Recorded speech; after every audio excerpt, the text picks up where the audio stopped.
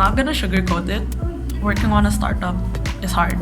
There are tons of challenges. Especially not while you're juggling your first full-time job or during this global pandemic. The tricky part is how to manage your time. We have 2 kids. Juggling work, having to juggle my day job, juggle between job, study, juggling architecture school, our thesis, why I essentially have to do a startup, Work on my startup. startup idea. startup responsibilities all at once. from scratch remotely with YSI.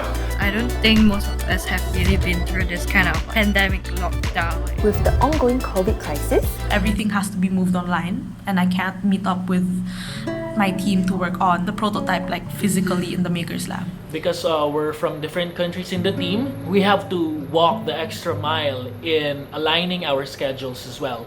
there's only so much that you can do virtually to build up the interpersonal relationship, but even more so because indirect communication is not always effective to catch the message than direct one. There are also language and communications barrier, like I said. I do sometimes feel like I'm very detached because I'm not on the ground. I don't see what's happening. I've never seen what the living conditions was.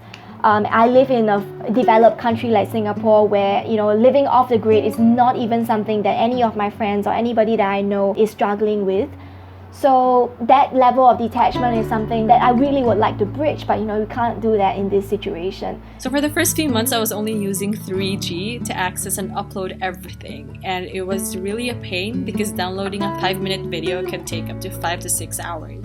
I think I was never a work from home type of person. I think I'm more effective in a restaurant or in a coffee shop that were designed meticulously, or in a library whenever I'm with friends. It's more difficult to do testing. It's difficult to canvas locations where you want your product to be implemented. And we're forced to think of innovative ways to get around this and still continue to create progress in our startup. When you're working from home, it's very easy to lose track of time. The only days that I can differentiate is Friday because as a Muslim I have to go to Friday prayer. Then I know that it's Friday. So because I'm working as well, I have a full-time job. Typically 8:30 to 6 p.m. on weekdays I'll be working.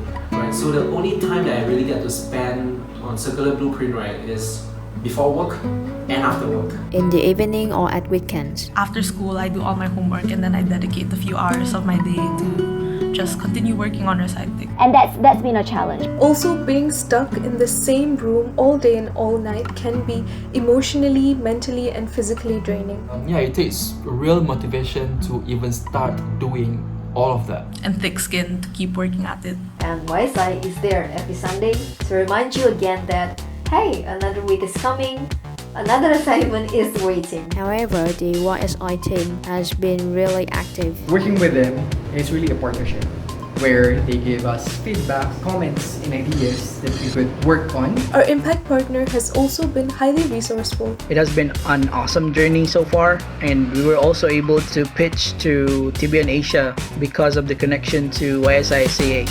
So this is how a typical day when I'm not working will look like.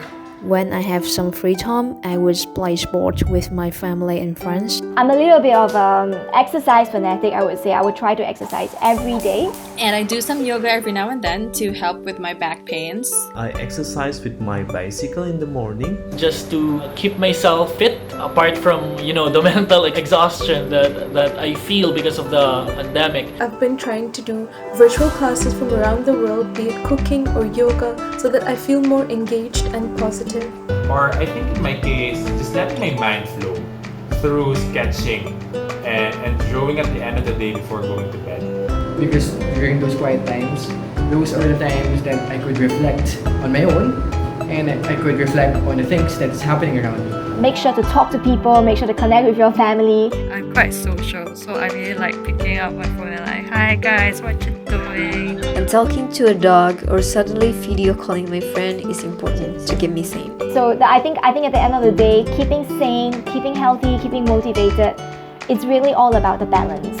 I don't think human beings are supposed to be living in this fully isolated situation. So I guess remember to take little breaks is what I would say. Because I do believe that isolation limits the space, but not the opportunity.